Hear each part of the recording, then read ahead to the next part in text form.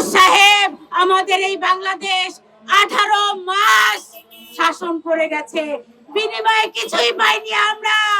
পেয়েছি কতগুলো মব সন্ত্রাস, ছিনতাইকারী, লুটপাটকারী, রাহাজানকারী, কত কত সমস্যা।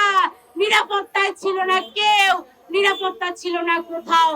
আমরা সেই ইউনূস সহ, নূরজাহান সহ প্রত্যেকটা উপদেষ্টার বিচার চাই। কারণ এই বাংলাদেশটাকে ভবিষ্যৎ শূন্য করার জন্য ইউনূস সাহেবের একটা গভীর ষড়যন্ত্র ছিল, হামের টিকার ব্যবস্থা না করা। তারই ফলশ্রুতিতে এত এত বাচ্চা মারা যাচ্ছে। বাংলাদেশে কোনো ব্যবস্থা নাই, মানুষ প্রতিদিন হাজার হাজার আক্রান্ত এবং প্রতিদিন মৃত্যু। আমরা ইউনূস সাহেবের বিচার চাই, অথচ একটা সংসদ সদস্য এই বিষয় নিয়ে কথা বলে না।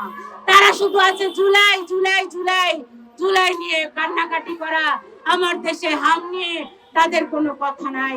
ইউনূস সাহেবের করা যে বাণিজ্য চুক্তি, সেই বাণিজ্য চুক্তিতে আপনাকে আমাকে, দেশের শ্রমিককে, জনগণকে মারার চুক্তি করে গেছে ইউনূস সাহেব।